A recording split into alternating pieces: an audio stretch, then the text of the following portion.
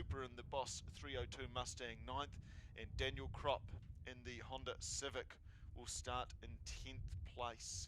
A full field of 25 cars expected for our race start at 11:40. We'll be back with you very shortly, in fact in about 5 minutes, with session 2 of our 3-hour endurance qualifiers, and that will set up the top 10 shootout for this afternoon for our 3-hour race.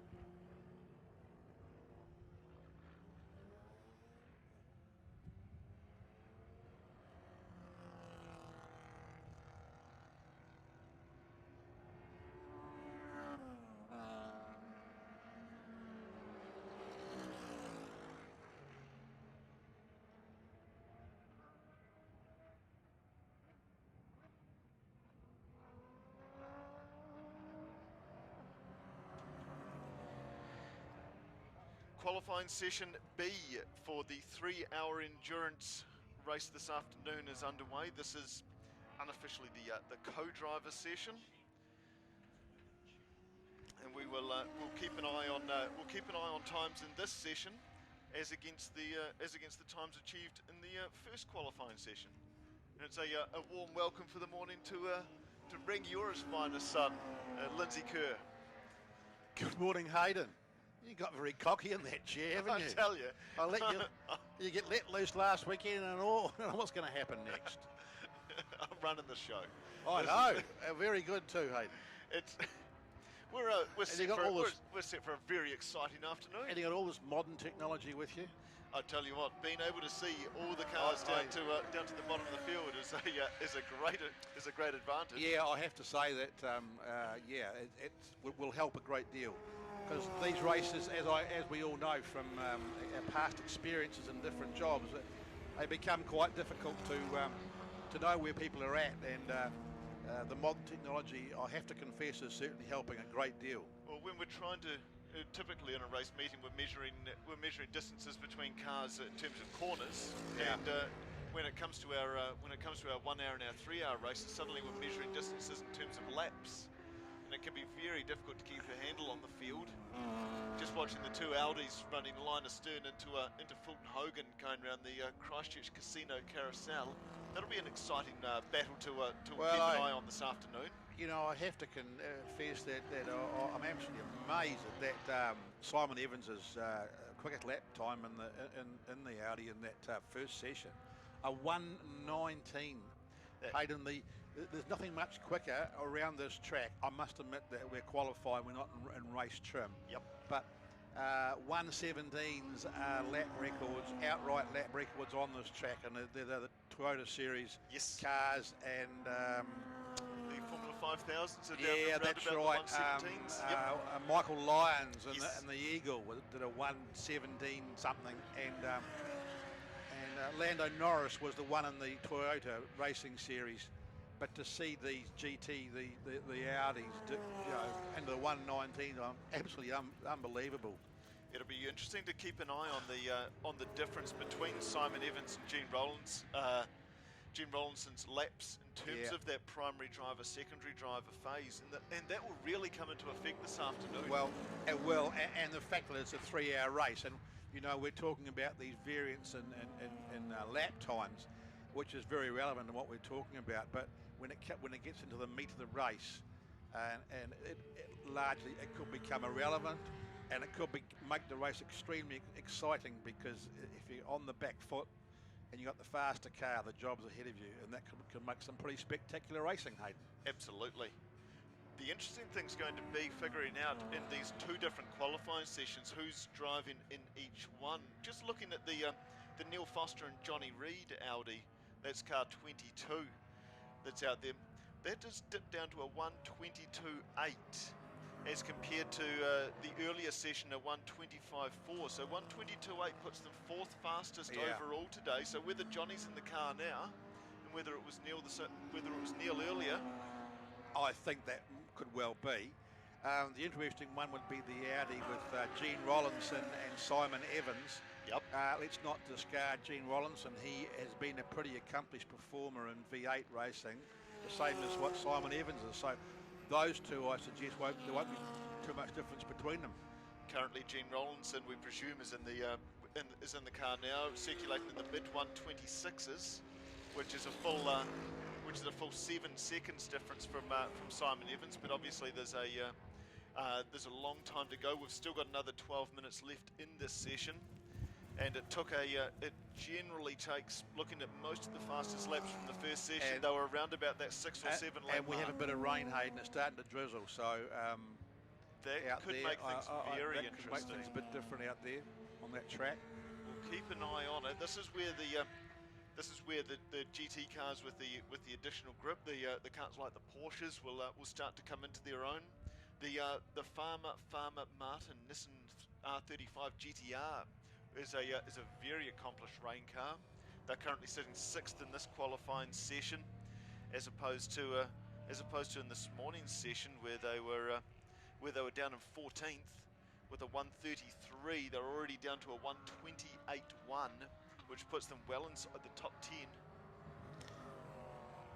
So you know, the evolution of, I use the word evolution because, you know, we've had the long distance series in the form of the South Island Endurance for a few years now. And, you know, initially the Porsches reigned, the GT3s reigned supreme, and we were all pretty, and rightly so, pretty impressed. And then we had some of these super tourists that crept into it, and that added a whole new dimension.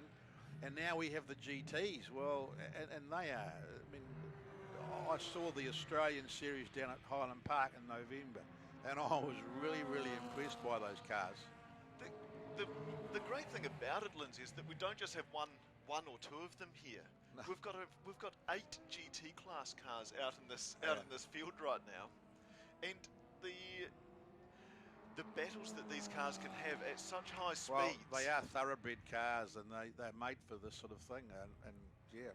So I think that and reliability with these cars, I suggest, won't be too much of an issue. They will run 3 hours, all right. Well, going back to the mid-90s when we had guys like Don Grindley bringing in the Oldsmobile Cutlass, which was Correct. It was an enduro car from the States. Obviously, it was run in Oscar category here, but they had to really spec that car back a bit to make sure that it could run the full 3 hours during those Southern 200, Southern 300 racing events that we had in the 90s.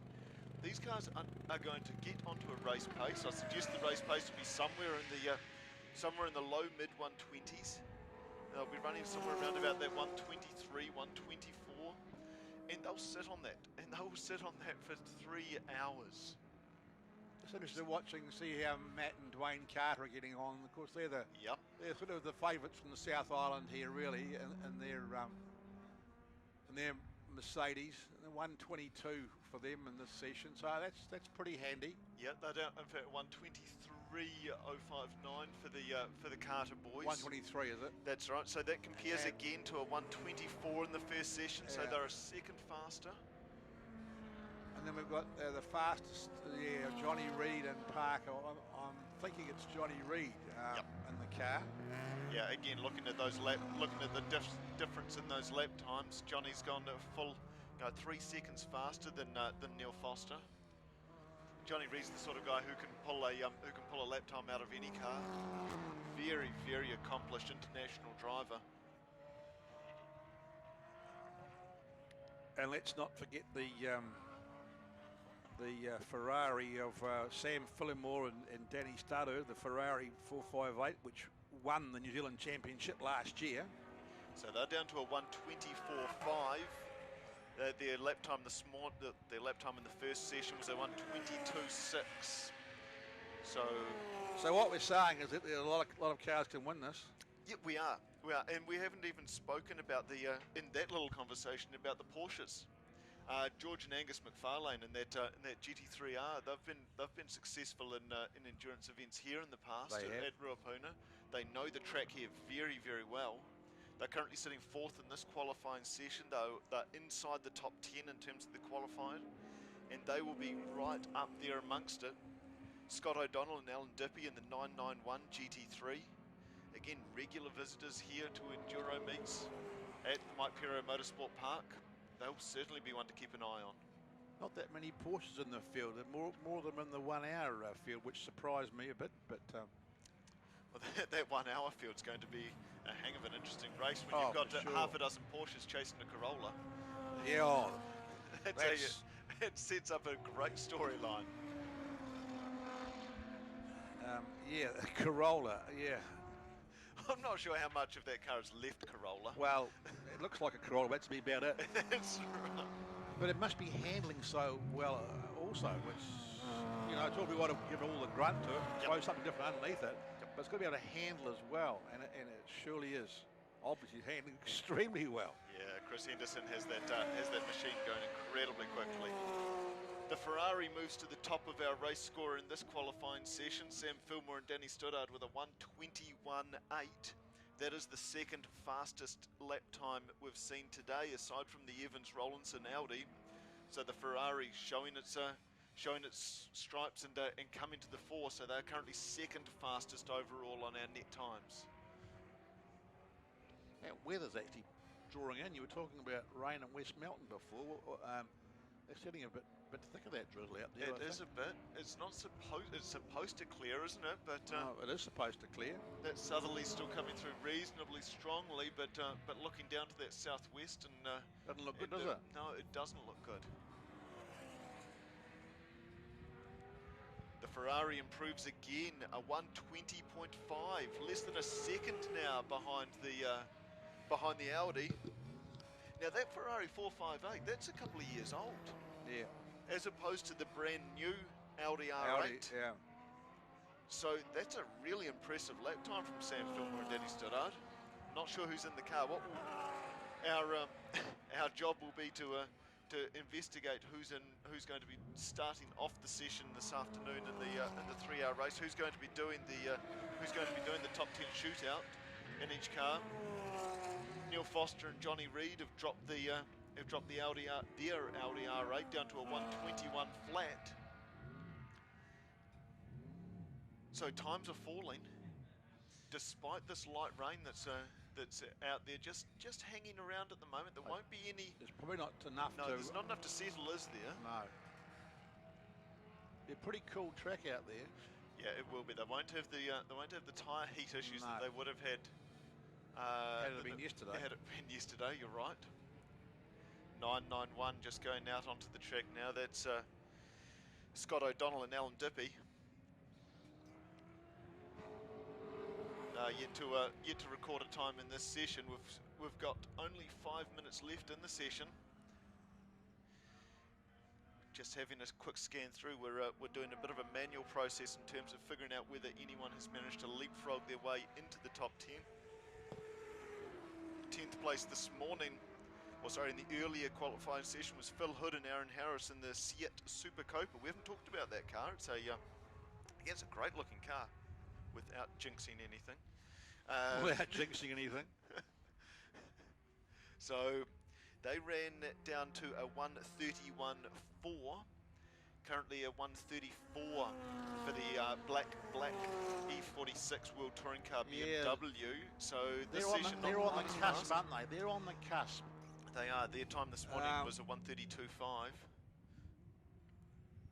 But you've got the GT. Best time in this session is a 124, is it?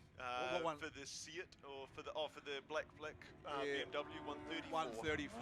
Yeah. So they're a couple of seconds slower. I think that the GTR Skyline has made its way up into the top 10.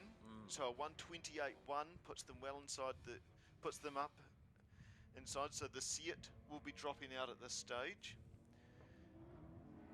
Let's have a quick scan through as well. 111 is O'Donnell and Major in the 997 GT3 Cup car. They're still sitting in that top 10. David and Matt Dovey in the black and silver Falcon have jumped up as well. So they're currently sitting on a 131.3, which puts them again inside that Seat time, but they're sitting behind the Skyline at the moment. So the Skyline will be inside the top 10, and I'd say our bubble, as it were, now sits at a 129 flat, which is O'Donnell and Major. So 129 flat will be our benchmark right now to get inside that shootout, that top 10 shootout scheduled to go at 12:55 following our 1 hour race. So with only 3 minutes to go, all the interest will sit with David and Matt Dovey in their Falcon, with the black World Touring Car BMW, and with the Seat Super Copa, to see if any of those cars can dive under that 129 mark and make their way into the top 10.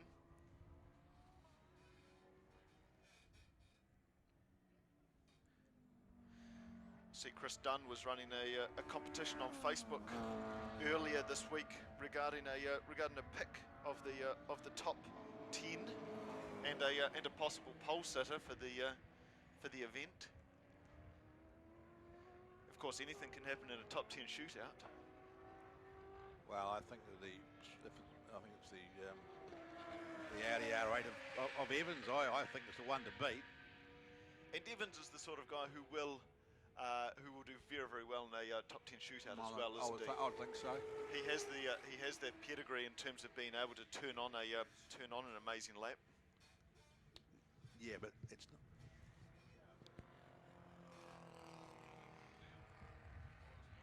Winding down now, less than 2 minutes left in the less than 2 minutes left in the event, in the qualifying session.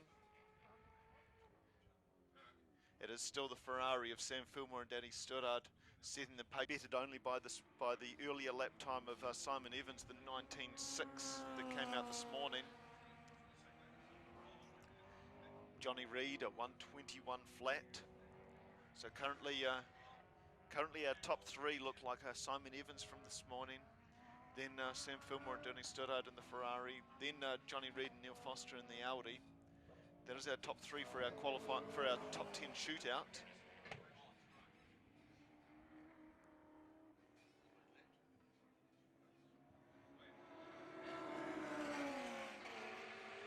There's Gene Rollinson going across the line. That is his fastest time for the session, a 1:22 flat.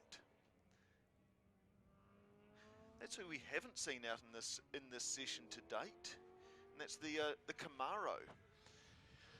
So I hope there's nothing untoward there. Mark Gibson would have been scheduled to be in the car for this qualifying session after Johnny Mack put in a 1:22.1. That's currently fastest for fourth. Yeah, interesting why it has not been out. I just do they both have to qualify it?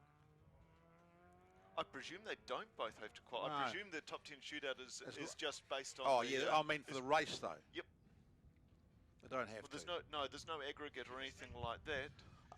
We've got Rob Cope Williams bringing up refreshments in the forms of morning tea in the form of hot chips. Very good, Cope Willie. Thank you very much for that.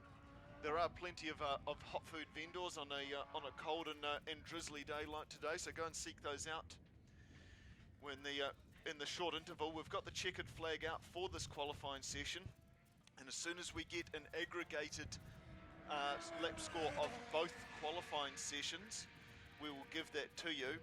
Gene Rollinson at 1:21.9 on that lap. That is his fastest lap of the session. So there's your indication, Lindsay, as you spoke about earlier. So a 1:19.6 for Simon and a 1:21.9 for Gene. So there's not a great deal of difference, only a couple of seconds. And I suggest to you that the driver combinations are going to be obviously vital, but you get two like that who are pretty close. That's a big plus, isn't it? Certainly. The Ferrari as well. So Sam Fillmore and Danny Stoddard, a 1:20.5. They're pretty consistent and together, a 1:22.6. So again, only a couple of seconds between them. Neil Foster and Johnny Reid. There's a little bit more time difference there. Johnny Reid with a 1:21 flat in that session. Neil Foster at 1:25.4. So 4.5 seconds difference there. The Carter boys, they're reasonably close, and they've always been reasonably close at 1:23 flat and a 1:24.2. Oh. Yes, the Carter brothers are close. Now listen, I'm just not hold sure a second. about this corniness of. Doesn't that just go back to the racing? Doesn't that Audi R8 sound absolutely magnificent as it heads towards the pits? I can't hear it come straight again, but I was just dying to hear it go around again by itself, and just to listen to the sound of that exhaust note.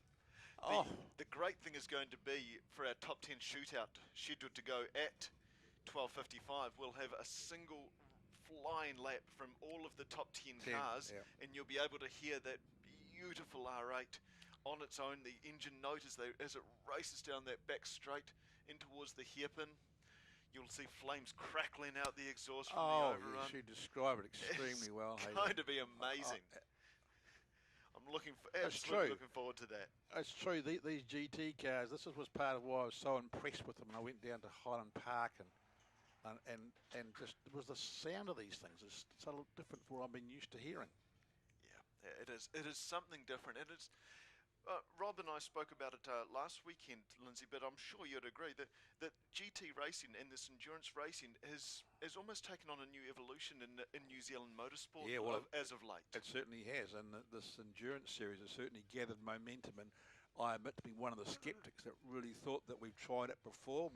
I talked about the Southern 200, which we used to have here at Ruapuna on a regular basis, and it sort of, for whatever reason, it died. But Apart from 1994, yeah. which was an amazing race. Apparently, it wasn't. It was amazing. It An was. amazing race It was. in 1994. It was. Yes, it was. Check that Ruapuna 50 years of Yeah, Ruapuna books for the full story. and refer to page 108.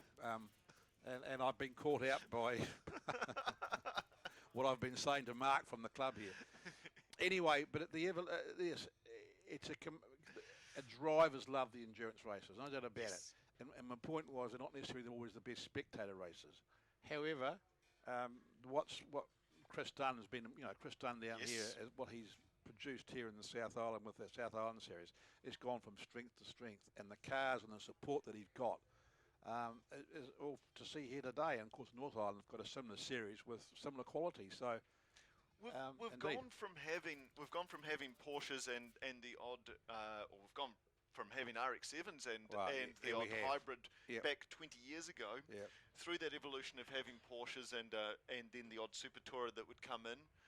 And in a 3-hour race, some of those cars were dominant, and we'd have a reasonably one-sided event. We've now got a 3-hour race, which, as you say, may not be as spectacular in terms of a spectator point of view, but we've got the cars and the machinery out there that are spectacular in their own right. But it can be spectacular from the point of view that it's up to people like us to make sure we feed you the right information, because all those years ago, and I recall those Southern 200s, and I was in the position of writing for magazines and newspapers. Manual lap scoring. Having the lap scorers coming to check with my notes to see if they were in tune with what I had, to see who was actually on the laps. And when you're talking about 60 or 70 laps for the winner. When you're talking to the audience out there, if you know that the leading group are on the same lap, then you can really, it can be very exciting. Obviously, it can be exciting. So absolutely. No, that is something to really look forward to this afternoon. So our 3-hour endurance race set to go at 2:20. Our top 10 shootout to determine the grid for that race set to go at 5 to 1, and we will bring you that top 10 list as soon as we get a consolidated result of the 2 qualifying sessions this morning. So our next is the 1-hour endurance race due to start at 11:40.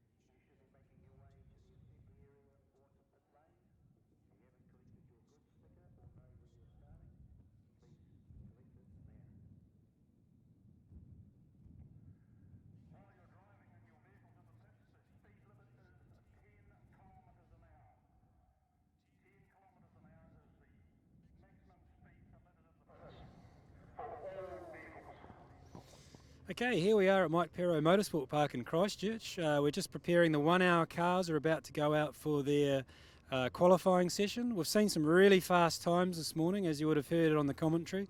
I think Chris Henderson in the V8 AE86 Corolla did a 1 minute 23.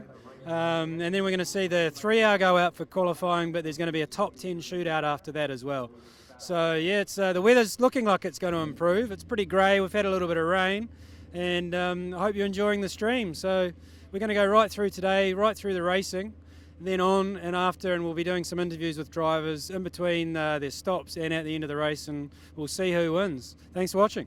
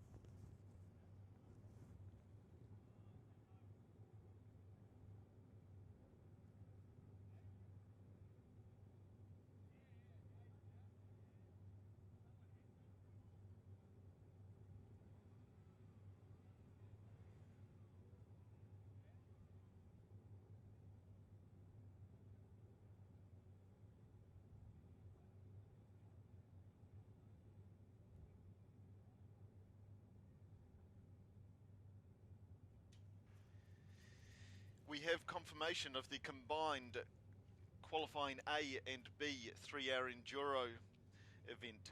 So our top 10 shootout for this afternoon. In 10th place, it will be Lindsay O'Donnell and Phil Major. 9th, the Farmer GTR Skyline. 8th, the Rhodes Rickaby Falcon. O'Donnell and Dippy 7th. In the Porsche. 6th, McFarlane Porsche. 5th fastest, Matt and Dwayne Carter in the Mercedes. 4th fastest, McIntyre and Gibson in the Camaro. Our top 3 will be Neil Foster and Johnny Reid in the Audi. 2nd fastest, Sam Filmer and Danny Studdard in the Ferrari. And our top qualifier will be Simon Evans and Gene Rollinson in the Audi. The time difference between our top 3 cars is only 1.4 seconds, so there's not a lot in it. And in a 1 lap qualifier, anything could happen. And our distance between the top 10 cars is less than 10 seconds. So we are set for an amazing 3 hour enduro and an incredible top 10 shootout. But coming onto the track now are the cars for our 1 hour endurance event. So this will be a timed event. They'll drop the checkered flag after 60 minutes of running. And the real attention here, Rob Cope Williams, will be on whether the Porsches can catch Chris Henderson. Sorry, I prefer to say the Porsche's catching Chris Henderson rather than the Porsche's catching a Corolla, because there are probably a few Porsche drivers out there that don't really like the fact that they're going to be chasing a Toyota Corolla around the track for an hour. Exactly.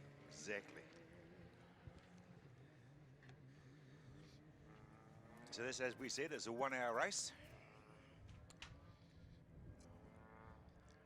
A third of the way that the other cars are going to have to go. It makes it seem like a really long way for And this it is a rolling afternoon, start, I think, doesn't isn't it? Pretty sure it is. it? It is a rolling start. So our grid for the race will be Chris Henderson off pole, Jared Owens second, O'Donnell and Dippy third, Russell McKenzie fourth. Then another pair of Porsches, Steve Parker and Johnny and Chris Small will be off the third row. This V8 Super Tourer of Grant Williams and Brent Buist, which had an issue at the end of qualifying. Just looking to see if we can see it out there on the course now. Is that the pizza cart? That is the Domino's car. Boom. It's just coming out It now. is just coming out now. There may have been a last-ditch repair. We spoke earlier about the time difference, about the lack of time between the qualifying and race for this event. There was less than 1 hour between qualifying and the race start. Let alone those cars that are doing double duty today and qualifying in the 3-hour race and 1 hour race and then racing in both. Become quite puffed, wouldn't you, really? They're probably in a lot better shape than us, Rob. Yeah. They probably don't. They're probably not the sort of drivers that have chips for morning tea.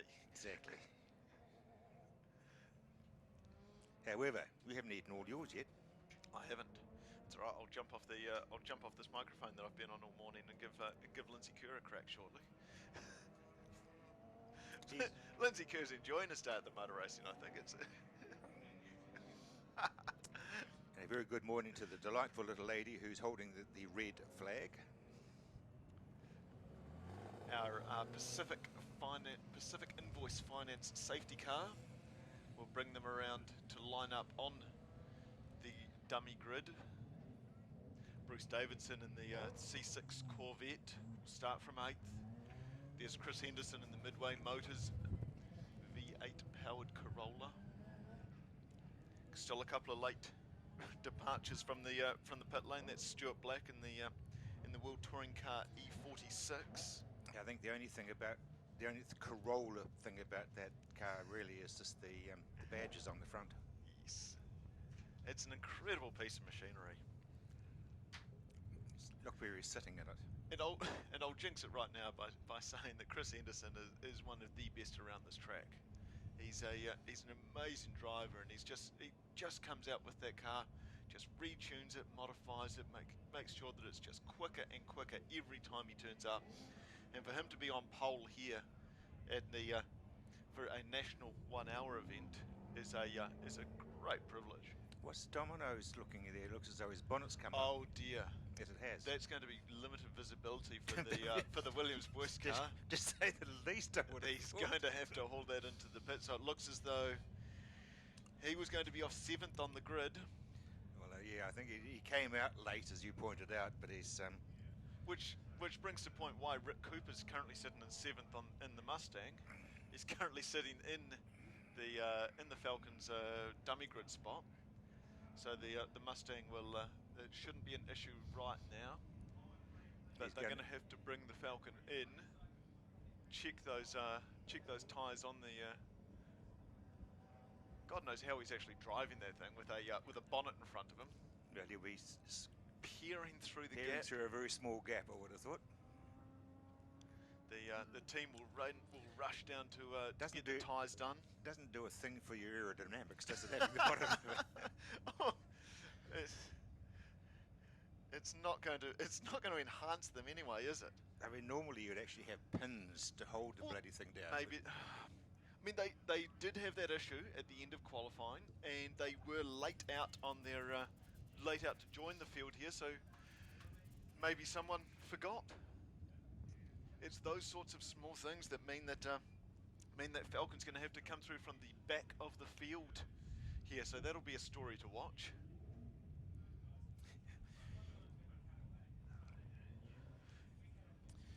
And the crew member who's just disappearing out through the gates and head back to Christchurch was the one who had the pins in his pocket. He's decided that this motor racing thing really isn't for him. They'd far rather like a less stressful He certainly vocation. doesn't want to be there when the driver gets out, I can tell you. No. you mean the ones I've got in my Oh, pocket these here? ones. Oh dear. Well, the rain seemed, that light drizzle that came in during the 3-hour qualifying session seems to have abated temporarily. So at this stage of the journey, everything is sitting on the grid, waiting for the rolling start. The tyres will be getting cold, the engines will be getting cold, the gearbox's oil is getting cooler.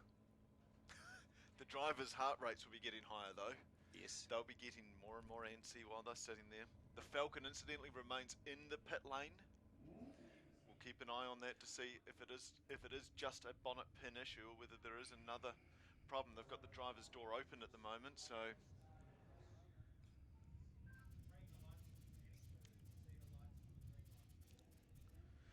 the cars will go around one more time. They'll form Here up it comes. behind the safety car again. Here comes the Falcon. Will he be held? He will be held at the exit to pit lane. What a shiny little bonnet clips. Yeah, they've got all of them in now. You can count them 4 across the front. How do you forget 4 bonnet clips?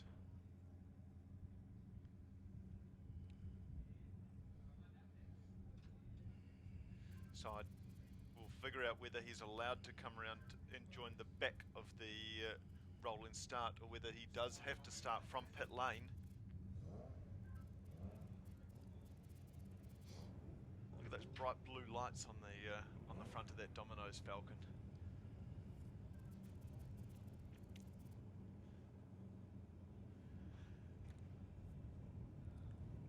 Just casting my eye through this field, Rob, it looks, the presentation of the field looks fantastic. Yeah, it does, absolutely. And it wasn't very long ago that we used to go, wow, look, there's one of those GT That's right. bloody Porsche things.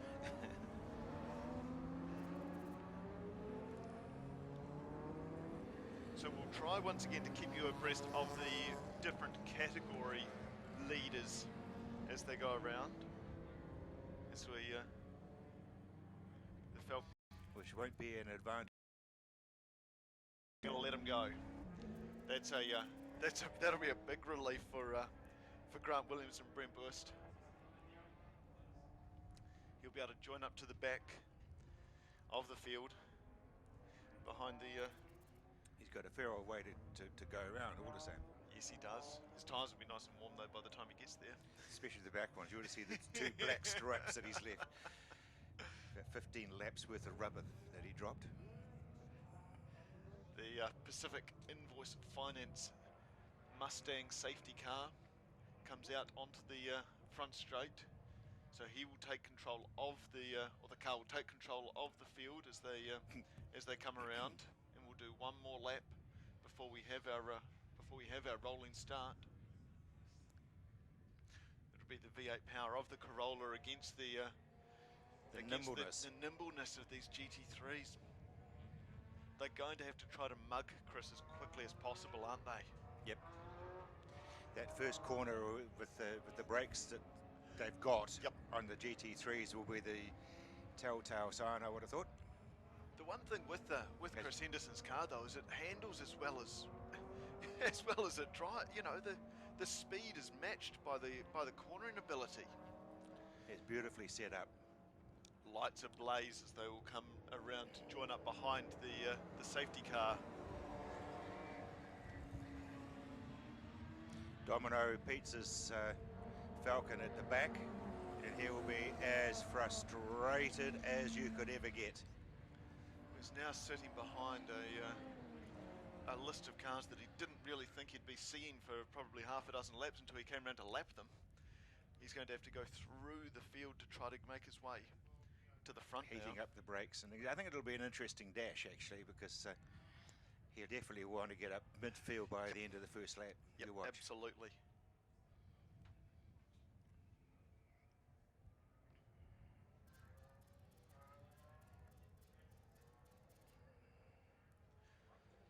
Streaming down the back behind the Mustang. They'll stay 2 by 2 all the way around. The Mustang will pull off before they enter the the front straight, and the field will be under Chris Henderson's control. Look at the games being played at the front there as Jared Owens just squirting and braking as he tries to get some heat, tries to maintain the heat in those tyres through the brake calipers.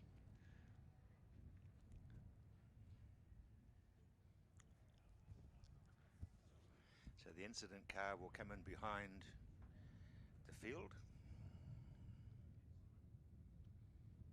Rolling starts. It's a whole different game. And at the time that rolling start drops, we will then have 1 hour before the last lap flag was last lap board is shown. They're Last just running lap a wee bit flag. late already, aren't they? I was going to have a white flag. The red lights are on.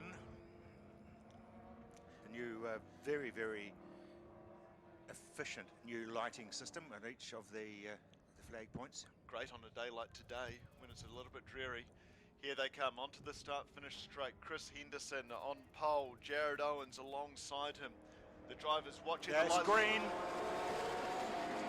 And it's a drag race down to the front, down to the first corner. Chris Henderson in the Corolla takes the early advantage over Jared Owens in the Porsche. Everyone brakes carefully, finding space.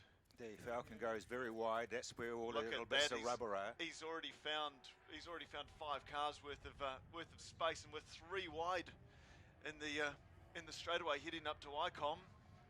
And the frustration of him. Looked at one of the Starlets drives around the outside of him, but coming out of Euromark, it is still Chris Henderson in the Corolla ahead of Jared Owens. Chris Fleury goes very wide into the hairpin and lets the Domino's car through.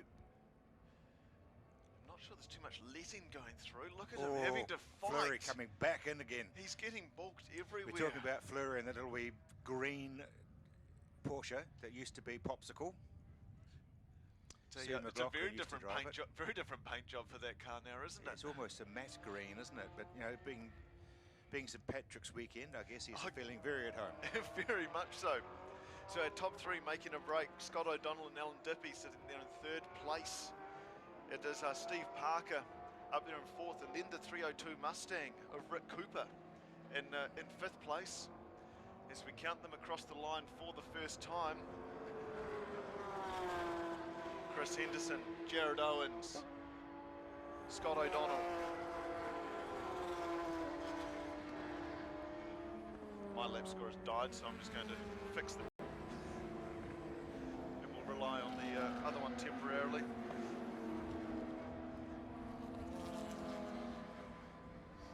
Well, look how widely spread they are already. I mean, it's unbelievable, isn't it?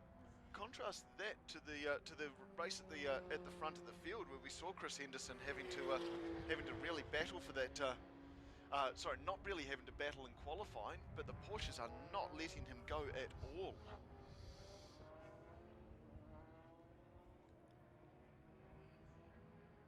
Well, he did a 127 from a rolling start, but it was still. The next to him is Owens on a 128, so already he's got about half a second in that first lap, and he'll have more than that by now. I don't know, Owens is coming back at him. Yeah, I don't think Owens is willing to let him go. We're only talking about a 1 hour race. There is 1 pit stop required. So I don't think Owens is going to want to let him get away at all. In fact, he's about to lose the lead, I think. Owens comes through and takes it in the Porsche. He is slowing down. Henderson is definitely slowing down. Oh, Henderson, he's got smoke coming out of the left rear. All the well-laid plans from qualifying. Yep. His race is run, I think. Interestingly, he's still on the inside of Flexiblas. If he's got any fluid coming out of that left rear, then that'll create chaos for anyone following through behind. The field seems to have made their way through okay, but Henderson's slowing dramatically coming up to ICOM. He's going to have to pull off, and that will be Chris Henderson's race run. Well, we'll move to Plan B in our story then, as opposed to half a dozen Porsches chasing a Corolla. It's now the the Porsches that will have to battle each other. I see the Falcon's managed to make his way through 90% of the field to the back of the Corvette of Bruce Davidson.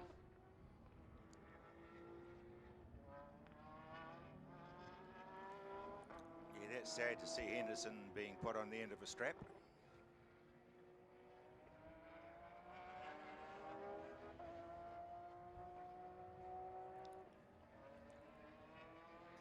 Well, the first 5 minutes was pretty full of action. It was too. Jared Owens, I think I saw the windscreen wiper working on that car, so maybe there is still a light drizzle out there. So it is still Owens from O'Donnell and Dippy in the 991 GT3 Cup car. Steve Parker in third, ahead of the small Porsche.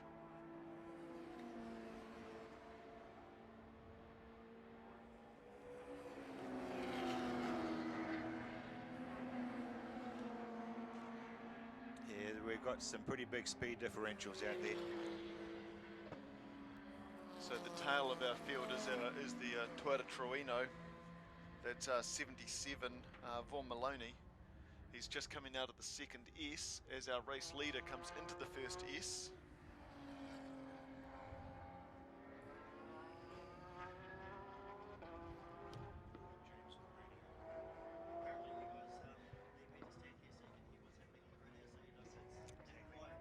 Come on in so you can see as well.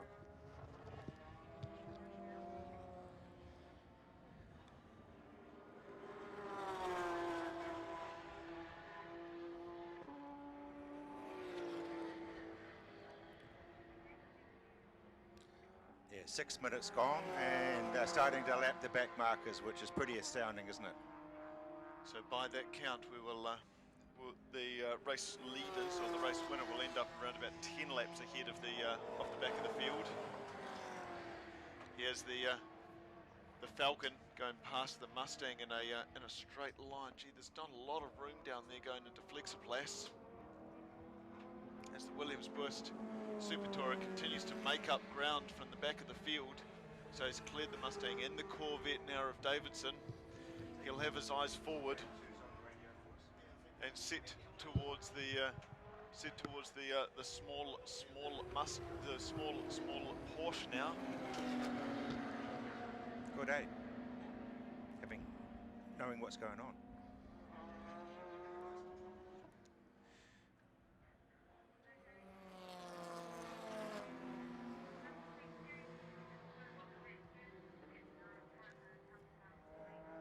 So Got yeah, we do have a yellow flag down there. Oh, it's the Lotus. How could you do that to a Lotus? Dear, the Lotus Exige looks as though we've got it stopped on the straight coming out of Flexiplas.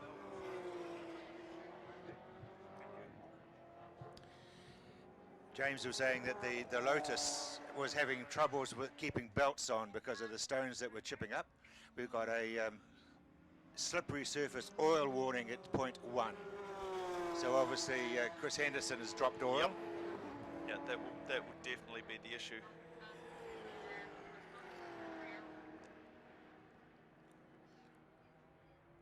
As we said, the new lighting system, you can see from the bank here that point 1 has got the greasy surface. The lighting system's working well. The timing system, not so much. We've got half a race score up here and a complete lack of race score on another screen. So we will try and keep you posted in terms of the battles around the track. It is still Jared Owens leading the race as he comes out of the second S. He's got a nice lead now over the O'Donnell Dippy Porsche. That's the Allied Petroleum GT3. Just under 10 minutes gone. Third place is still Steve Parker in the 997 Cup car. And then it's the small Porsche. It's number 17, so that's running in fourth. And closing quickly at the moment is the Domino's Super Tourer Falcon of Williams and West, so they're in 5th place. 302 is Rick Cooper, the Mustang in 6th. Then it's the Corvette in 7th place, Bruce Davidson.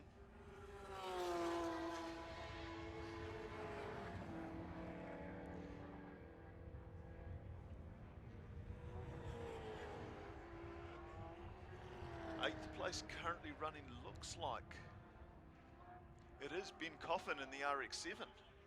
So Ben Coffin, we thought about keeping an eye on him earlier on this morning. He wasn't very good at qualifying, but yeah, he didn't exactly do himself any favours there. But he's currently sitting in 8th place in the event, and looking at the battles that are already going. The battle of attrition that we're already facing with cars withdrawing in the first 10 minutes, it will certainly be a case of continuing to circulate and making your way up through the field. We've got a bonnet lifting on 71 as well. That's Andrew Wright in the M3 BMW. So though I'm sure race control will be all over that. This is an amazing little battle, isn't it? With coming through at the moment with Chris Fleury in amongst the Starlet and. Yeah, that's Jeremy Dawson in the Starlet that's alongside him.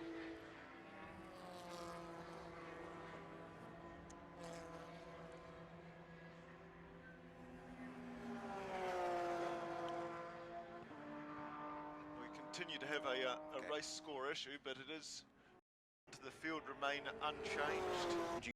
Drivers, you've got to get out and run around the car and get back in again. That's like the old Chinese fire drill, as James points out. So that'll be an exciting. So there's no refueling required in the 1 hour race. One wouldn't have thought so. No, but a mandatory tyre change. No, just a driver change. So just a driver change is all we're looking for on the. The pit was open, and we're 48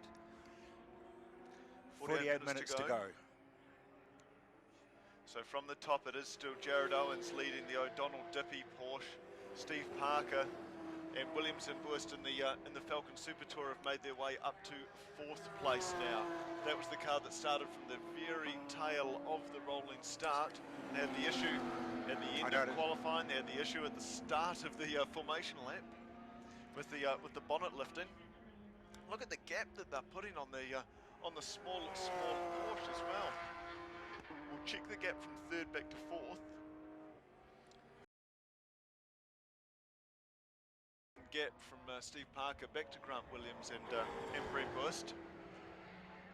So we'll watch that in terms of a battle for our top 3 spots. Good battle too between Bruce Davidson and 302. That's Rick Cooper in the Boss Mustang. The Corvette and the Mustang having a great braking battle into Flexiplas. Probably arguing who has the least brakes in those cars. So it's pretty straightforward at the moment with Owens, O'Donnell, Parker, Williams, and Small for the top 5. And we've got race score back. Wonderful, that makes our job a lot easier. Daniel Kropp in the Civic in 9th place at the moment. Stuart Black in that E46 World Touring Car BMW in 10th. There's our battle. The issue is, of course, Rob, with a battle at the tail of or in the midfield that Dawson and Fleury are currently having. And suddenly you've got the leaders and Steve Parker coming through to lap them.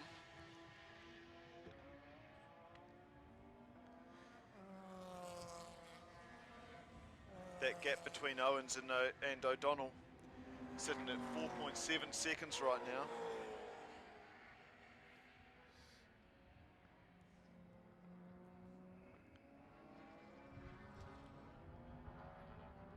Just the 2 that are out, the Corolla and the Lotus, are the only casualties so far. That's right, Mark Meadows only lasted 4 laps, Chris Henderson half of that. It's a real shame for the... Make you grumpy, wouldn't it? Oh, with everything that Chris had done, with that lap that he'd thrown down, with the effort he was able to put in, and for it to only last 2 laps. It's an immense disappointment for the guys.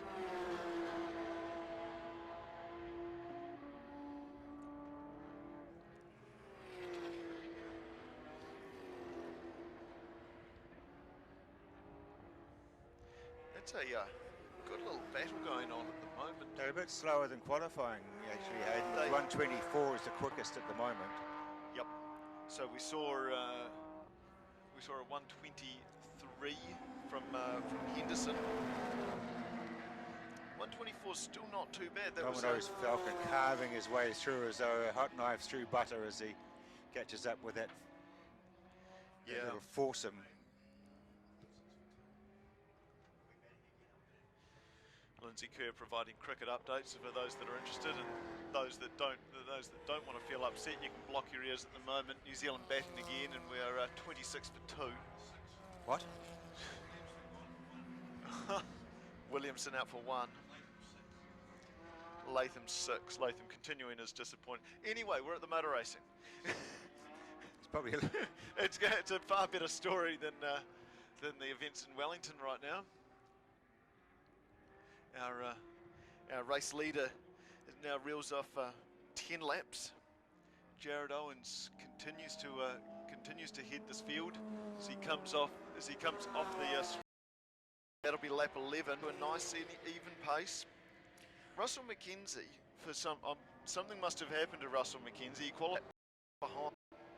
He's keeping reasonable pace with the leaders, but down around about the 131. So he'll be fighting his way back through the field. But no, it is Owens leading from O'Donnell, Dippy, Parker, and then the Falcon of Williams and Buist. That gap between Steve Parker and Grant Williams sitting around about 10 seconds. It has been that for the last 3 or 4 laps. So once the Falcon managed to get its way through to that top 4, they haven't been able to make too much of a dent in that top podium. Bruce Davidson lowering his mark. This is the fastest lap of the race for him. So he's got the pedal down, trying to close up on the Porsche of Johnny and Chris Small. 17 minutes gone and still nobody's pitted, so they'll probably have a bit of a flurry in about 30 minutes, won't they? You'd imagine so. Some of them will have decided they're going to do a long stint, and they'll pit right at the very end. I'm surprised no one's. We do have a couple of cars in there. Now. That's one of the BMWs, possibly. It's Warren Good and Chris Henry that are in. Yeah, car 15. The M3 is in. We've got one of the Porsches behind them as well. That could be Chris Fleury as well, who's come into the pits. Chris Fleury is in there, in the green Porsche. Here's Warren Good back out of the pits and rejoining the race. He'll be playing catch up now.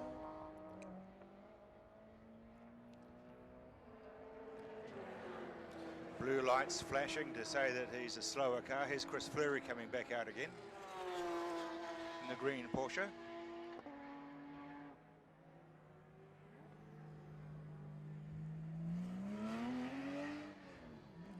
Funny thing about St. Patrick is he was an Englishman. We're not going to dwell on that. No, that's a discussion for another day. Very few Irish will actually have a discussion with you about that. I'll bet they will. The Falcon continues to lap traffic. That gap now between Parker and Williams down to 9.8 seconds. As Jared Owens continues to increase his gap at the front of the field, now 7.7 seconds ahead of Scott O'Donnell. Steve Parker in 48 in third.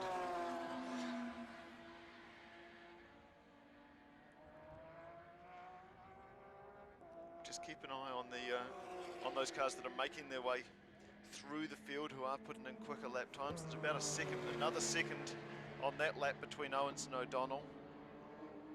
Russell Mackenzie now up to 9th place as he goes past Daniel Kropp in the Civic.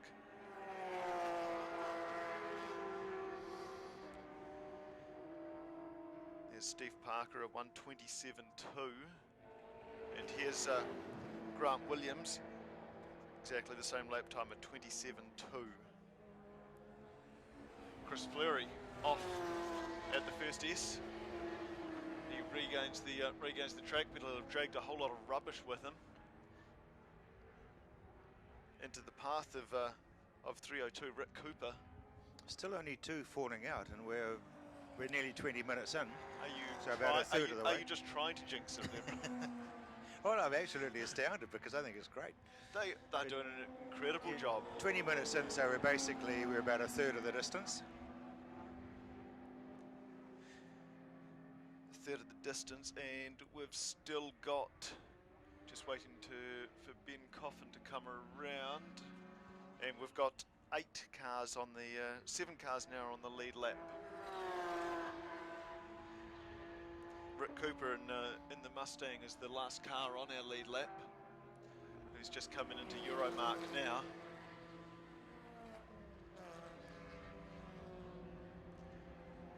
A slower lap that time from Owens, a 1:27.4, so that gap held between himself and Scott O'Donnell. 27.5 for Parker. So just seen a little bit of a tail off in lap times right now. 26.6 for Grant Williams as he takes a second out of Steve Parker in that battle for third and fourth. There's the Panos of Cal McBeath, currently in 12th place. Real battle going on around the Euromark hairpin. It's a very demon late braking going in very hard and deep. So there's about 3 lapped events going on in there. You've got one of the leading Porsches, that's Steve Parker at the tail of that field. You've got the RX-7 of Ben Coffin, who's a lap behind that Porsche. Then you've got the Starlet, which is a lap behind the RX-7, and then you've got the Trueno that's a lap behind them. So you've got cars there that are about 4 laps apart that are all arriving at the same battle. corner. Exactly. It's never going to end well, but they've managed to make their way through. Steve Parker will have been held up a little in that, in finding his way past. We've got a Mini off at 0.5. Sitting Right up there at the behind the casino sign. That's the Mini Cooper Challenge car. That'll be the McDermott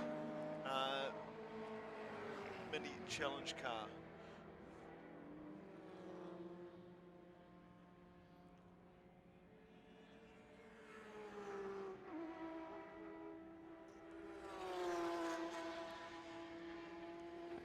As expected, that gap between Parker and Williams now reduces further with the traffic Steve Parker had to handle on that lap, now down to 6 seconds.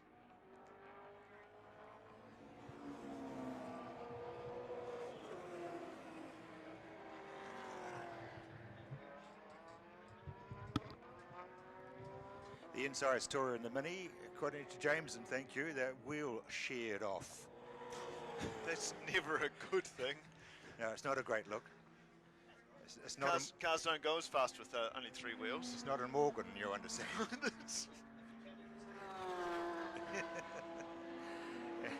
James said it's still got 4 if you can think of the steering wheel, but yeah, I think he tried to turn it into a 3-wheel in Morgan.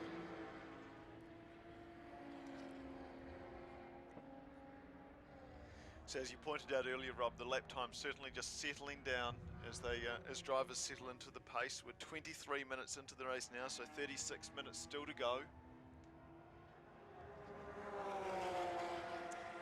Russell McKenzie not making it easy to be overtaken or lapped by Steve Parker.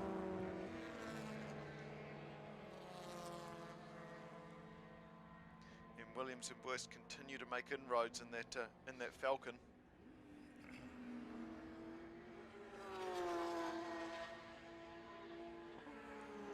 Johnny and Chris Small in the Porsche in 5th place.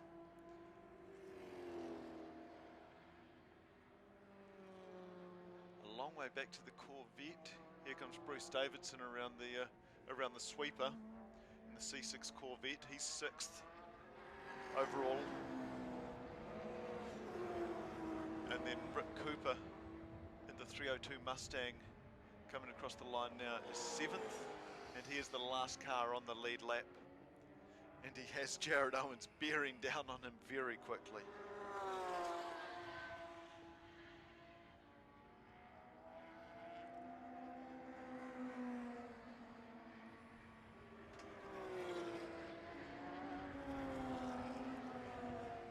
In terms of our next category leaders, I'd say Daniel Kropp in the Civic will be leading class 3.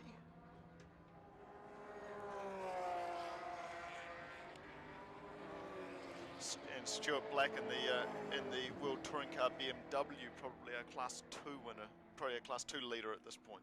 25 minutes gone.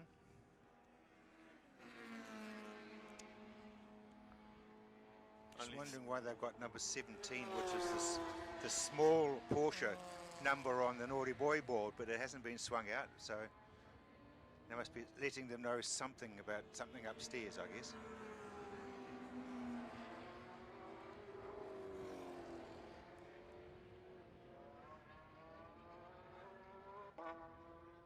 Ben Coffin in the pits in the RX-7. You can own that at the end of the day. Yeah, that's right.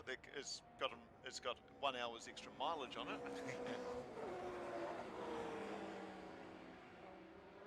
But as we've seen over the last couple of weeks, it's a very competitive race car.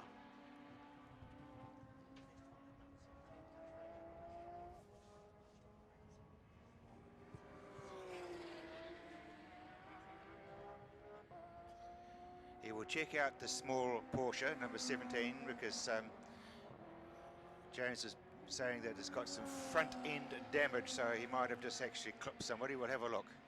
Yeah, but he's under investigation. That'll be an elapsed incident with the small Porsche. Here's Ben Coffin coming back out in the RX-7. Shows you so he was running, I think, in 8th place. He's returned to the track in 16th. So taking that early stop really puts you back down through the field. You've got to there's a little bit of damage there on the 17 Porsche, isn't there? That's the red one just turning into Flexiplas at the moment. Yeah, it's not a lot. Obviously, race control just keeping an eye on it at this stage. They are keeping an eye on him.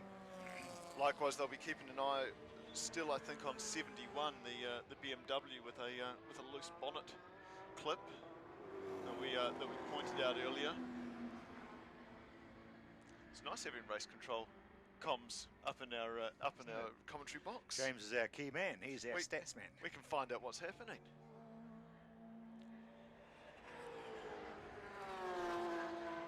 Rick Cooper about to be lapped by Jared Owens.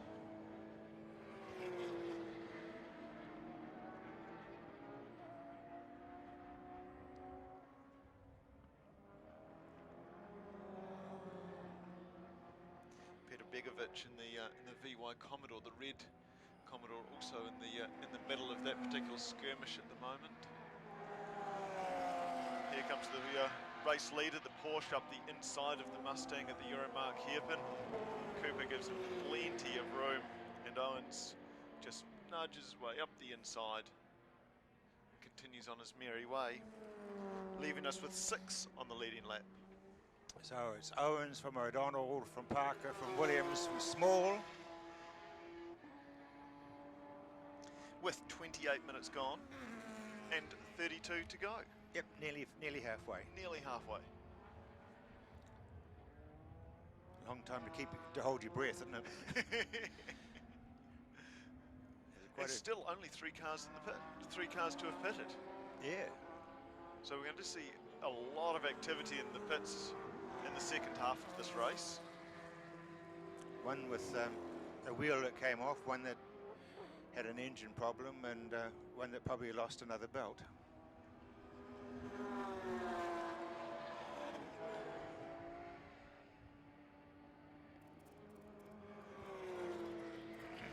The lead closing back up slightly. Scott O'Donnell now only 6.8 seconds behind Jared Owens. Yeah, folks, we're halfway through, 30 minutes each way. The interesting thing, of course, Rob, is that a 6.5 second lead is not a massive lead when you're talking about a pit stop. There are a lot of things that can go wrong in a pit stop. A belt that can get stuck. They decide to check a tire pressure or have a look at a piece of loose bodywork, and 6.5 seconds can disappear in a flash. So Jared Owens will be trying his utmost to sustain and to increase this lead. Only Chris Meek can actually leave the last stage, go through the car park, have a cup of coffee and still win. God, that was amazing. Did wonderful things for the rallying though, because everybody saw it. Incredible. He's Irish, isn't he? Getting terribly lost in the car park. All he had to do was to hook a right, and he could have. And the guys who were waving over here. That's right, come this way. I think it was the blonde lady who was sewing a bit much Lee got him. Race car drivers are particularly prone to distraction. So we're now counting down to the finish because we're gone past halfway. We're into our second half of the 1 hour race. That gap between O'Donnell and Owens still slightly under 7 seconds. Steve Parker a further, waiting for the lap scores to come up. And of course all this is just done for the ego and the enjoyment of being out there. Well, there's no egos out there, Rob. Are you telling me that race car drivers race because they want to beat other people, because they feel better about it? Well, it's bragging rights, isn't bragging, it, to say you've done it? Exactly. Slight issue on our race score as Steve Parker wasn't picked up on that time around, but he is still in third place ahead of the Falcon of Williams and Wurst, the small Porsche, and then the Corvette of Bruce Davidson. Russell McKenzie's made his way past Daniel Kropp as he recovers from that early incident. But Daniel Kropp is our Class 3 leader, as far as we can tell. Stuart Black is our Class 2 leader. And the Porsches, of course, at the front of the field. Jared Owens is our Class 1 leader.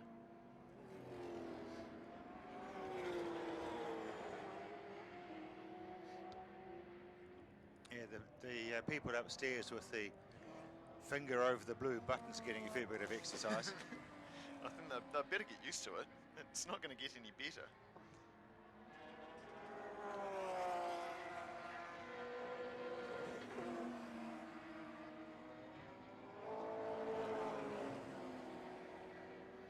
Safety car would be interesting about now. We need a NASCAR style set up for the finish. Well, there's no guarantees in this sport. 71 into the pits. That's Andrew Wright in the BMW. They'll be fixing that bonnet pin issue as well. Windscreen's being cleaned in the Wright's car. As he jogs around the front door and jumps back in again. Here's where we'll start to see the drivers that have pitted coming back through the field.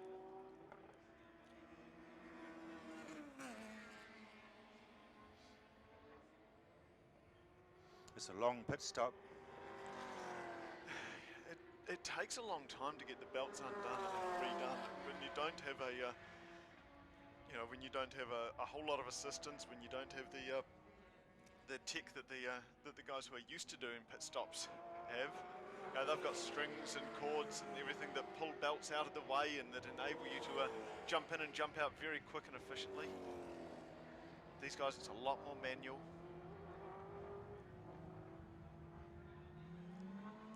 Andrew Wright rejoins the track.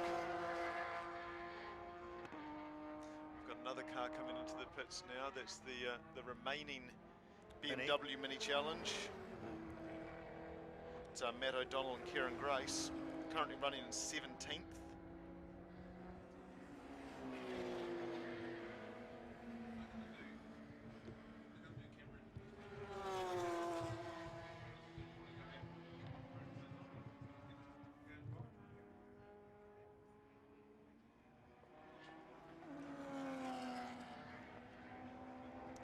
with 25 minutes to go, I'm going to pass you over to the esteemed Lindsay Kerr to pick up our conclusion to this race. Welcome, Lindsay.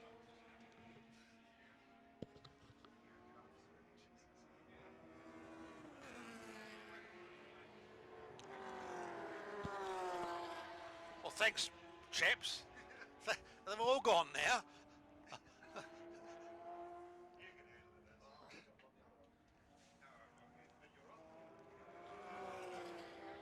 Well, the interest for me really of Atlanta has been Grant Williams in the Super Tourer. Started from the back of the grid there, and if only but he'd been where he should have been, I suspect he would have been mixing up with the Porsches. On current lap times, he is dragging in Steve Parker.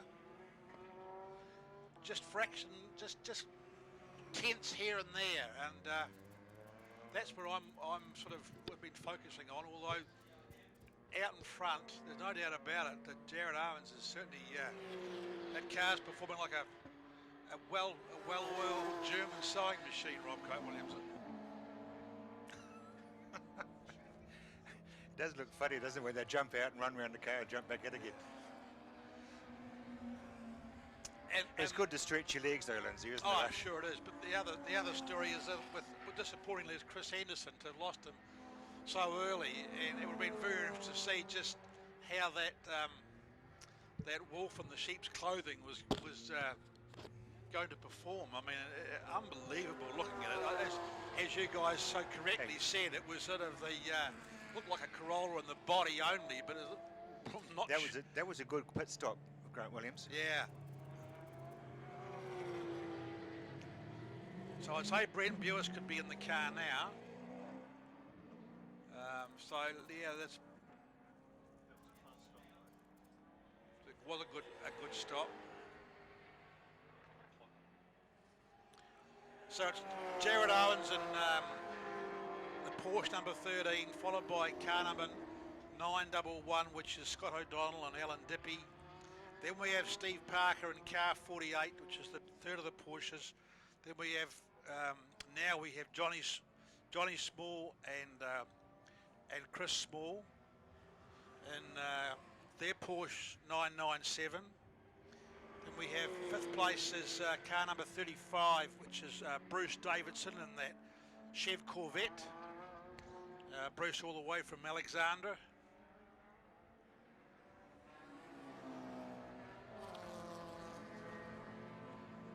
Car number 16. Begovic. Yeah, Peter Begovic all the way from Matamata in the Waikato. And the Timaru Smalls car is being swapped over. Jared Owens goes through to put another lap in the book. Yeah, there's a lot of cars coming in now to do their pit stops. Jim Kelly, for example, in car 29. And the weather is indeed brightening up here, so it is. They all should be hard and fast, so to speak, when the 3-hour boys come out later on in the day.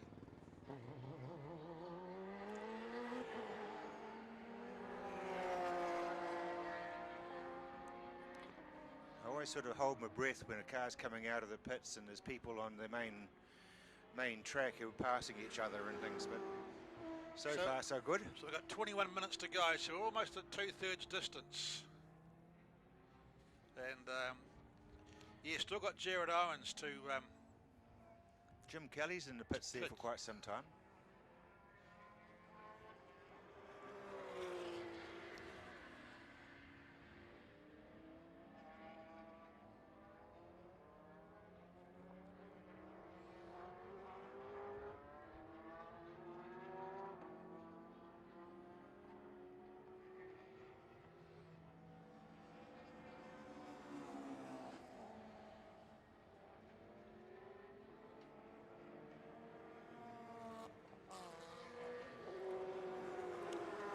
Owens has done a pretty foolproof ride, hasn't he? He's been doing... Rob, the reliability of these cars is I can't say it's a feature because the guys wouldn't be out there if they didn't think the cars would do an hour, but I do turn the clock back and just recall a lot of races we have had over the years when reliability is hasn't been the best in a lot of these races, has it? No. That's the Bushel car coming back out, having done his compulsory stop in the Starlet. Yeah, Steve Parker goes through. He's maintaining a pretty good pace there in third place there, just steady holding his position there.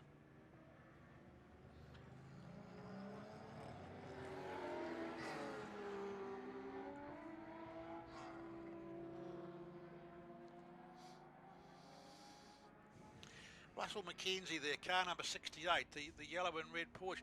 I'm not sure what happened to him, Rob. He was in the top 6 on the grid, and in those first few laps, something must have happened there because he disappeared down the back for a while. So he's come back through again now, but he really lost any chance of a decent outcome, I believe. We shall see.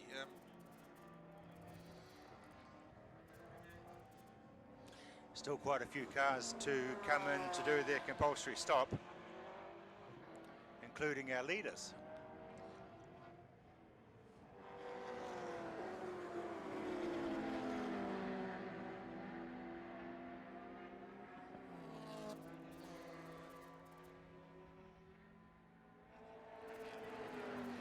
So Jared Owen's dominance out in front there is confirmed by his quickest lap time is a 1:24.8, which is quite a way the best of any of the runners out there.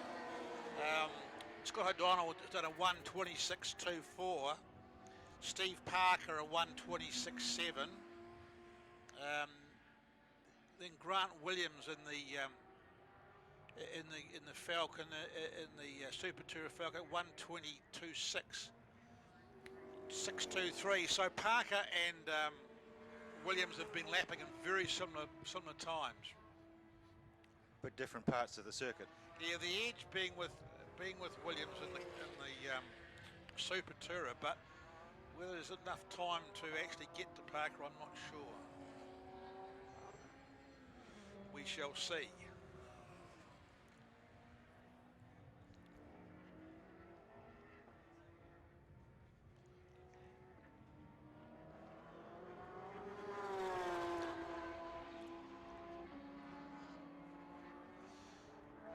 Now 42 minutes gone, Lindsay.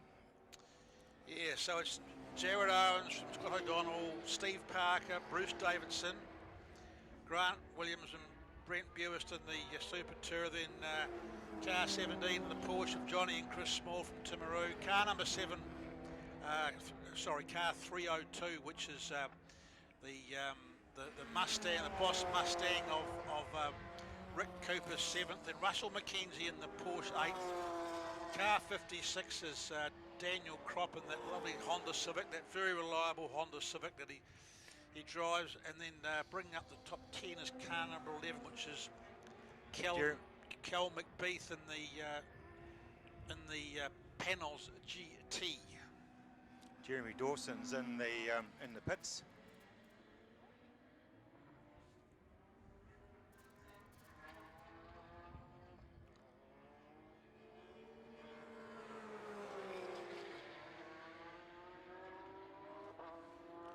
And Cal McBeath is also coming into the pits. So we're going to see a bit of a steady trickle, I think, now, Lindsay, as the front guys are starting to come in. Obviously not necessarily a driver change with something like about 16 minutes to go.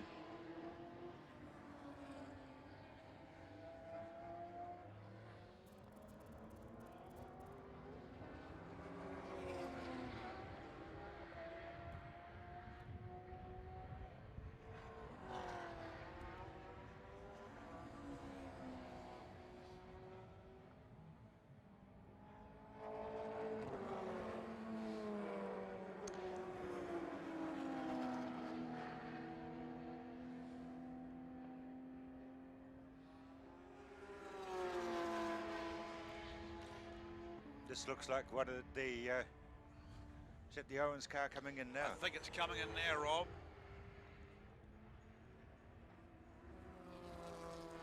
So Dippy is yet to O'Donnell and Dippy have yet to pit, but Owens is in, just coming now. So the lead, they will inherit the lead. And then we'll see how it all goes in pit stops for both these crews, because we're running down to the last moments now.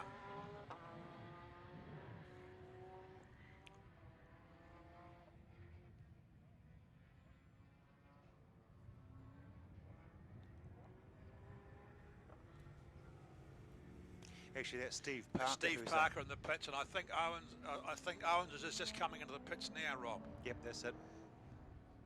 So it's Steve Parker who was in third place. It's pitted before Jared Owens. Owens pit right at the very front. Not sure that's good or bad. Yeah, Steve. So we've got, in fact, the top three are in the pits at the moment, because I see O'Donnell's also popped in. Yes. Have they organised that? Have they? No, they didn't. So Owens, O'Donnell, Bruce Davison's in, and Steve Parker is just coming out.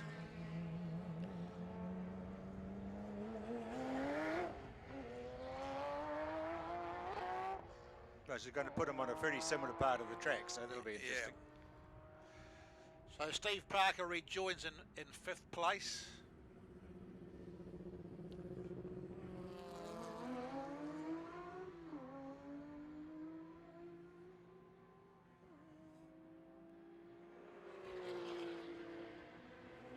The Owens car's coming back out again.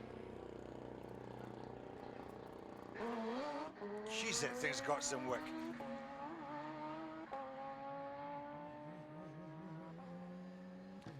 O'Donnell and Dippy exit the pit, so that's our first and second place getters. Yeah, this is going to be interesting as they come back out again, because this is where the race will be won or lost.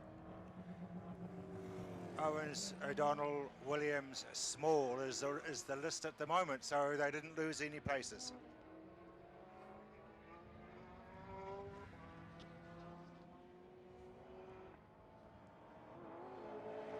"13 minutes to go, and Chris Fleury in the little wee green Porsche, and it looks as though he could have stalled it.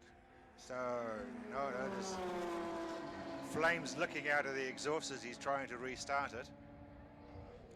So it's Owens is from O'Donnell. He's up and away again. That's good. Chris Fleury avoiding the safety car.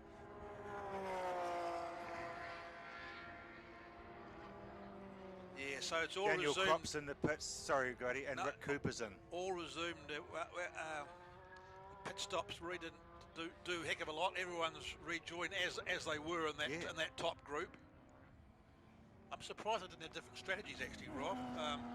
Well, someone might have dived in earlier on, but they've all chosen to the last few moments to pit. So Jared Owens crosses the line for the 32nd time.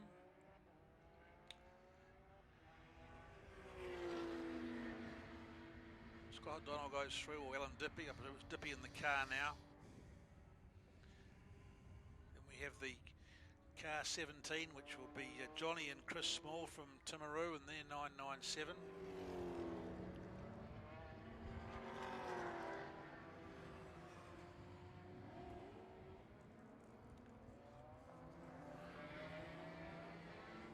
Daniel Kropp in car number 56 has also come out. The Mustang 302 is also coming out.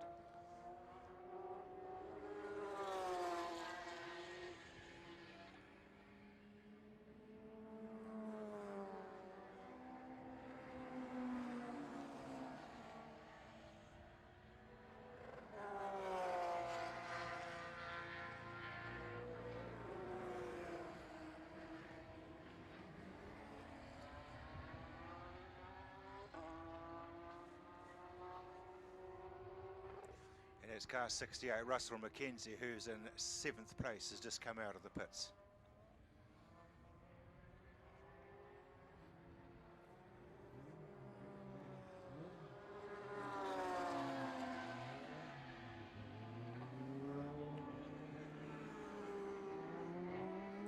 course in car 39, just done his stop. Now, Rob, have we lost the Williams Buick Super Tourer somewhere?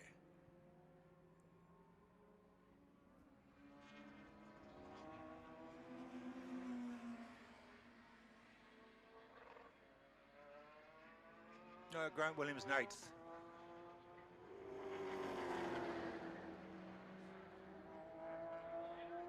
Three laps down.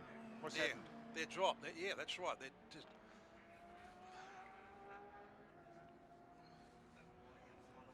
Yeah, they are parked up. Thanks, James. He's our eyes and ears up here, James. They're parked Oh, up. that's a bloody shame. As they entered the casino carousel, the Super Tour has been parked up. So there goes that little glimmer of hope of a podium finish for them.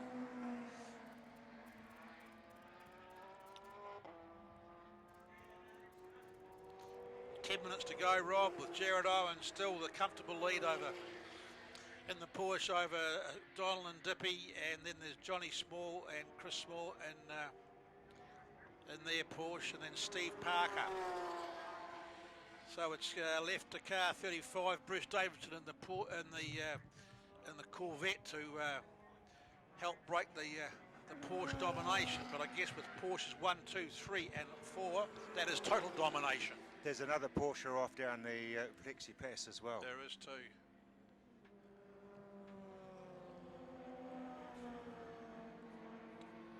So it'll be a case of which one has disappeared.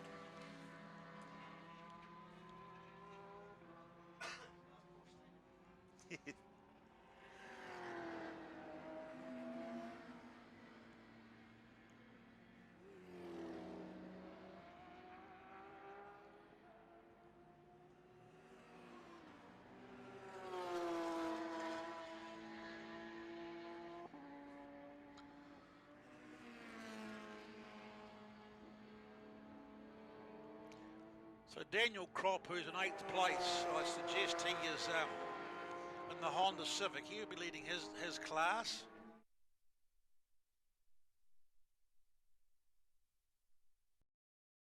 Best time of 1:33.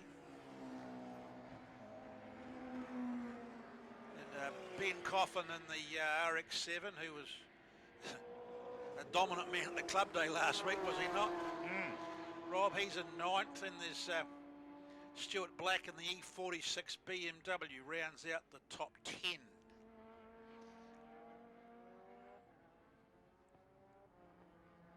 No doubt about Jared Owen's performance, Rob. It's been pretty dominant, hasn't it? It has, absolutely, totally, right from the word go.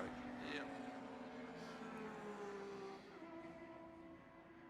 The gap's 19.1 seconds between he and the O'Donnell car. I mean, it's domination. Yeah, I didn't think it was going to be quite like that when, in qualifying it was, and of course the Porsches, I mean, I don't want to jinx them, but the reliability is, I say, they're built for performance, and they're built to last, and indeed they do.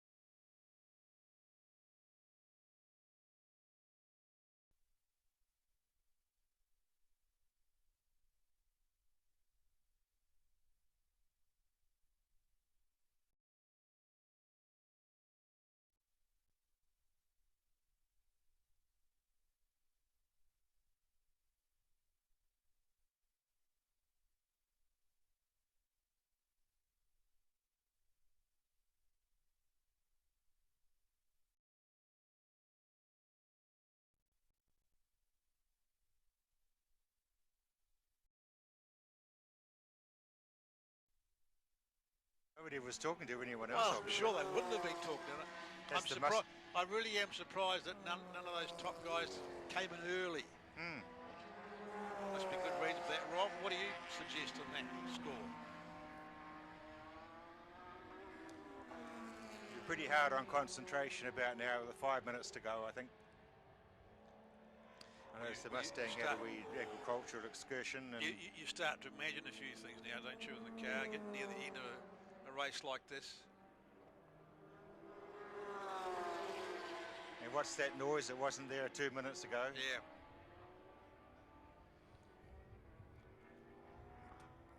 You'll be sitting there, wins that last lap board coming out. Surely it'll be next time round.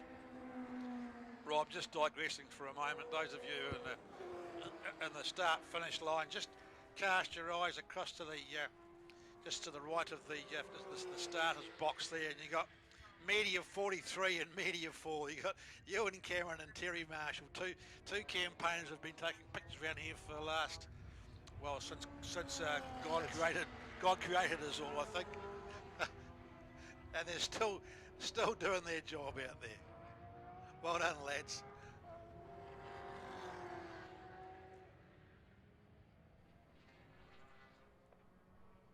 Yes. They'd have thousands of photographs each, wouldn't they? Indeed, they have.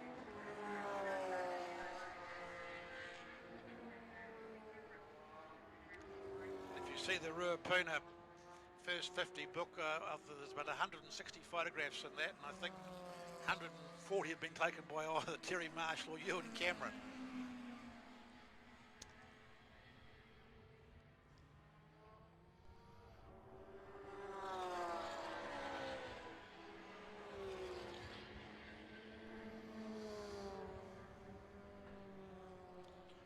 Two or three laps left, Rob. Yep. 3 minutes to go. So all barring something unforeseen, looks like Jared Owens is going to have a start to finish victory here.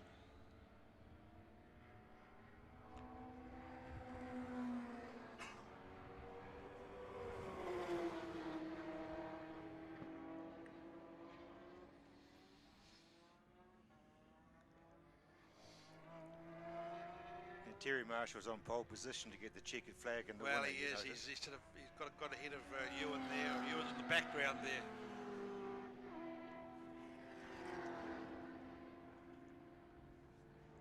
Two and a half to go. Then we've got the top 10 shootout.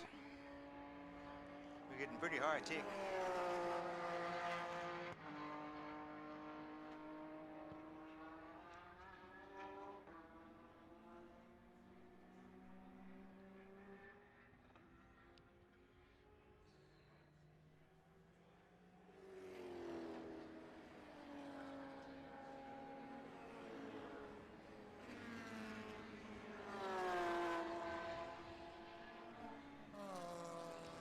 And only 4 cars dropping out, Lindsay. I think that's unbelievable. Yeah, it is. The reliability is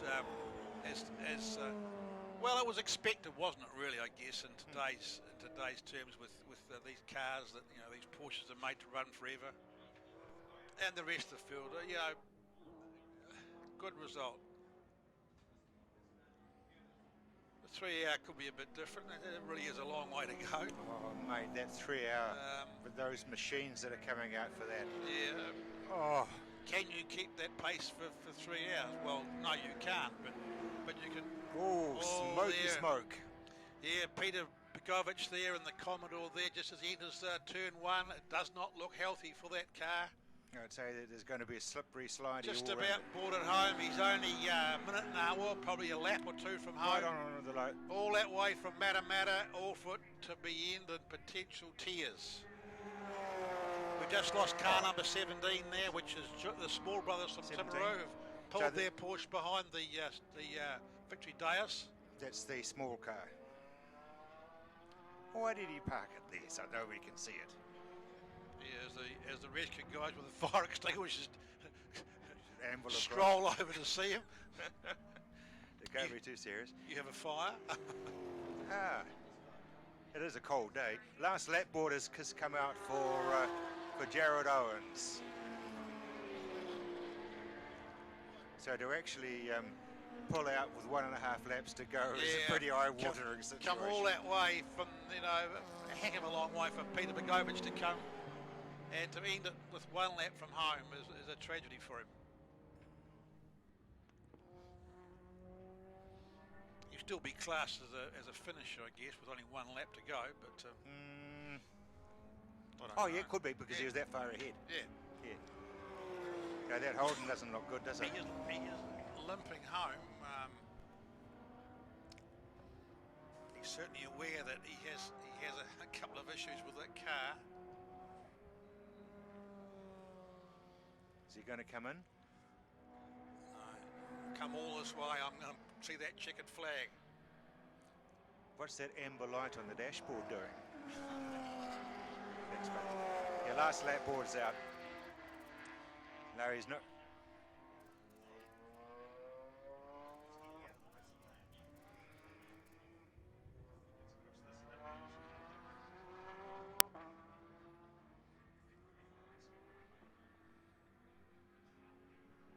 Oh. Is he going to get spoken to? He should have pulled in then. Yes. Checkered flag comes out after literally 1 hour, 1 minute and 5 seconds. So that's Jared Owens across the line now. We wait for Alan Dippy in the next of the Porsches for 2nd place. He's not going to make it around. Dippy around to the Avon City, Avon Fort Rock FM sweeper now, and he'll take in the Southland boys, or Targo boys. They'll take over the 2nd place there. And then in 3rd spot, we wait for Steve Parker in his Porsche. Car number 48, Steve Parker. He looks across the line now to take 3rd place. Well driven. 4th place will be Bruce Davis, just gone through. And the Corvette. And so the Commodore's just got round just through FlexiPass, and yeah. that's it. So he had basically 3/4 of a lap to go to get the deal done.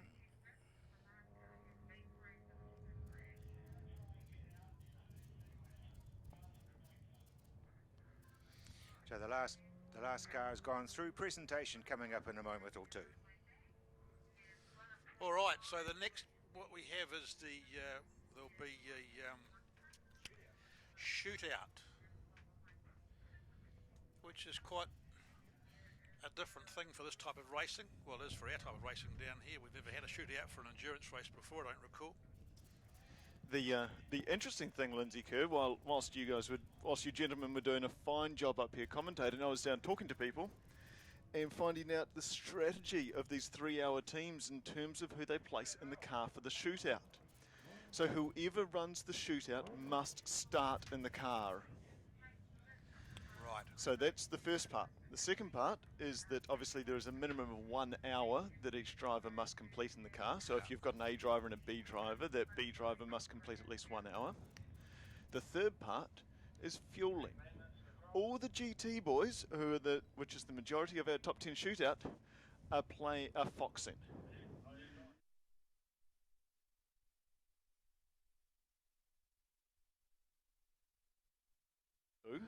That they can do 1 stop.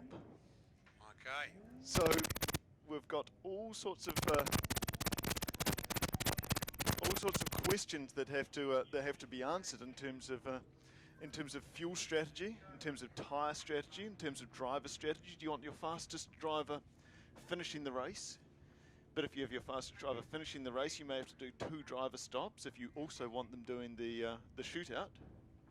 Or do you start with your B driver, which in some cases may only be 1 second or a 1.5 seconds slower than your A driver, run them for an hour and a half, hope for a couple of safety cars, and then bring them in and and then have your A driver finish.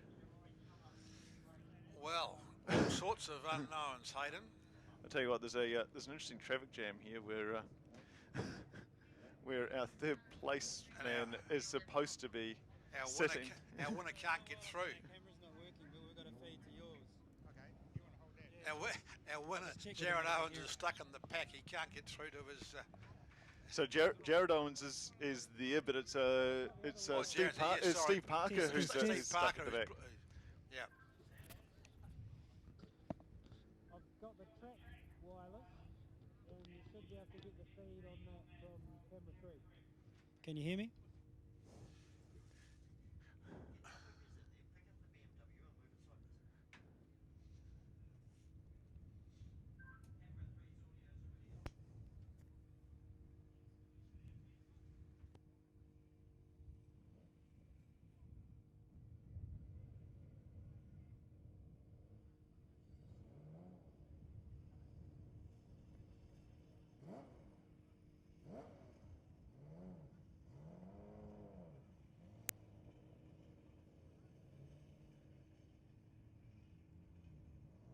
Fast? Don't know. It was good though, good fun. Talk us through the race. Start was sort of interesting. Obviously, I was going to have a bit of a challenge on my hands, but poor old Chris bloody ended up on the infield, and I got a fair bit of white, oily stuff all over the screen, so I couldn't see there for a bit. But yeah, no, it was brilliant. And so, in terms of lap times and stuff, you were going really well yesterday. Have you ever had a look where you were doing your fastest times, or? Don't really know. I know there was some quite good ones in there, but yeah, I seem to go a second faster every time I come here, and this weekend I've gone 2 seconds faster, so that's brilliant, really. And guess what? You're now New Zealand national champion for the 1 hour race. Yeah, well, it doesn't really feel like anything at the moment, but I'm sure it will. I'm Joyce. sure it will. All right, well, congratulations. Yeah, thank you. And we'll go talk to some of the other players as well. Joyce. Well done. Thank you very much. So, talk us through the race and how it went for you.